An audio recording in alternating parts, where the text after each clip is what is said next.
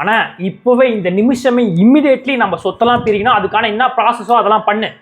ஏன்டா என்னடாச்சு? அதான் நான் லவ் பண்ணனே, ஸ்டாப் பண்ண சுந்தரி அவதானே, அவ சொத்தை பிரிக்க சொல்லிட்டாளே. என்னது சொத்தை பிரியணுமா? டேய், உனக்கே வேலை வெட்டி எதெல்லாம் வீட்டில் தண்டை சொத்துன்னுங்கிற. முதல்ல போய் தான் நல்ல வேலையை பாருப்போ, அப்புறம் கல்யாணத்தை பற்றிலாம் யோசிக்கலாம் போடா. அதெல்லாம் எனக்கு தெரியாது. என் ஆள் எனக்கு சொத்து இருந்தால் தான் நான் கல்யாணம் பண்ணிப்பேன்னு சொல்லிட்டா. சொத்துல எனக்கு இருக்கு உரிமை, அதை பிரிக்கிறது உன் கடமை. வீட்டை 2 கூட போடு, பாதி சொத்தை எனக்கு கொடு.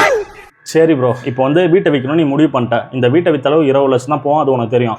ஆனால் நம்ம அப்பா பேரில் பேங்க்கில் ஒரு 60 லட்ச ரூபா லோன் இருக்குது. அதுக்கு நான் தான் இஎம்ஐ கட்டுனுக்கிறேன், உனக்கு தெரியுமா?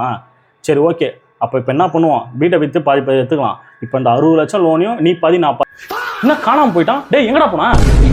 நானே பார்த்துட்டு கீழே பாருங்க, என்ன காலெல்லாம் ஒரே தூசியாக இருக்குது. சும்மா பிளான் பண்ணேன். பொண்ணாது மண்ணாது பொண்ணு இன்னைக்கு ஒரு நாளைக்கு போவோம். நமக்கு வீடு தானே முக்கியம், அதை நீ பார்த்துக்கணும்.